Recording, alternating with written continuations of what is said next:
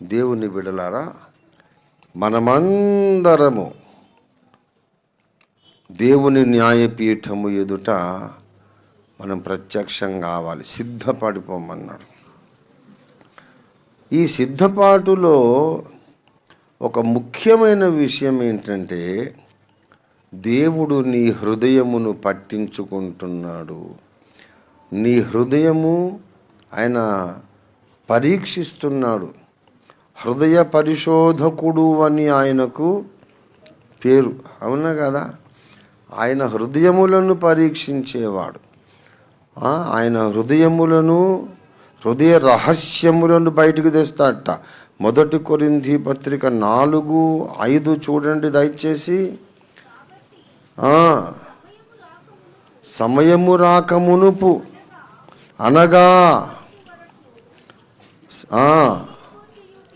మళ్ళీ చదువు, సమయము రాకమునుపు అనగా ప్రభువు వచ్చు వరకు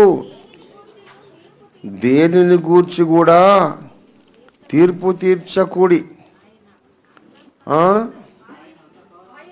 అంధకారమందలి రహస్యములను వెలుగులోనికి తెచ్చి హృదయములలోని ఆలోచనలను ఇంత చేస్తాడాయన.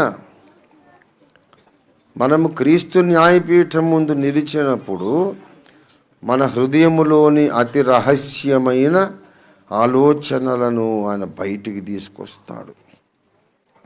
అందుకు 24 గంటలు దేవుడు నిన్ను పరీక్షగా చూస్తూ ఉన్నాడు. You are under surveillance of the CC camera అని కొన్ని చోట్ల బోర్డు పెడతారు. ఏమండి, రైల్వే స్టేషన్స్లో కానీ, పెద్ద పెద్ద మాల్స్లో కానీ, టన్నల్స్లో ఉంటే అక్కడ కానీ బోర్డు ఉంటుంది. You are under surveillance of the CC camera అంటే క్లోజ్డ్ సర్క్యూట్ టీవీ సీసీ కెమెరాలో నీ వ్యవహారం అంతా చూస్తున్నావు, కొంచెం జాగ్రత్త, ఒళ్ళు దగ్గర పెట్టుకొని ప్రవర్తించు అని. వాడు ఏదైనా చేయకూడని పని, తొంటల పని చేద్దాము అనుకున్నప్పుడు ఆ బోర్డు కనిపిస్తుంది. అమ్మో సినిమా తీస్తున్నారు రోయ్ అని వెంటనే జెంటిల్మన్ అయిపోతాడు వాడు.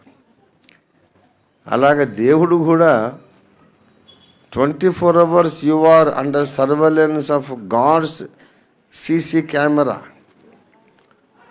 ఈ వీడు ఇప్పుడు కనిపెట్టాడు మనోడు. క్రీస్తుకు పూర్వము 1000 ఏళ్ల నాడే సొలొమోను రాశాడు. Continually you are under surveillance of CCTV of God, CC camera of God. సామెతల గ్రంథం 21వ అధ్యాయం 2వ వచనం చూడండి.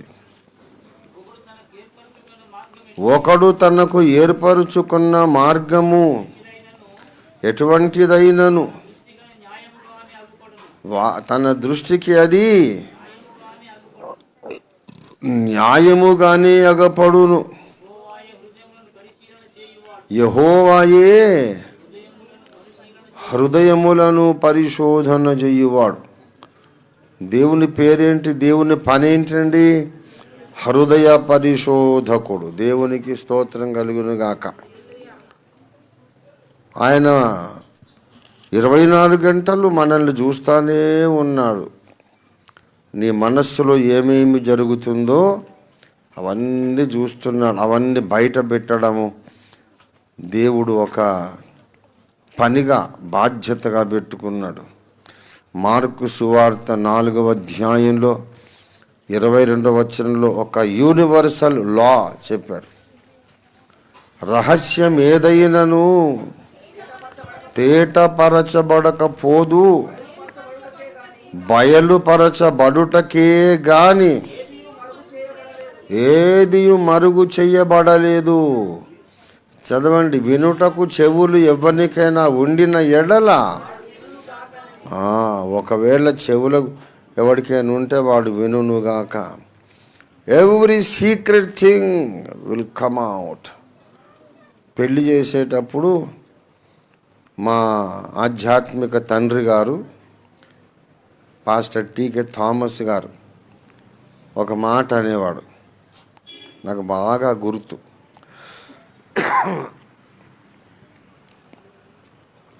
పెళ్లి చేసుకోబోయే అమ్మాయిని అబ్బాయిని అడుగుతాడు, పెళ్లి కొడుకుని పెళ్లి కూతుర్ని, మీకేమైనా అభ్యంతరం ఉందా ఈ పెళ్లి విషయంలో? దేవుని చిత్తమును గ్రహించి మీరు ఇష్టపూర్వకంగానే ఈ పెళ్ళికి సిద్ధపడి వచ్చారా? ఏమైనా అభ్యంతరం ఉంటే ఇప్పుడే చెప్పాలి. లేకపోతే అభ్యంతరాలు దాచుకొని పెళ్లి చేసుకుంటే తర్వాత సరిగా కాపరం చేయకపోతే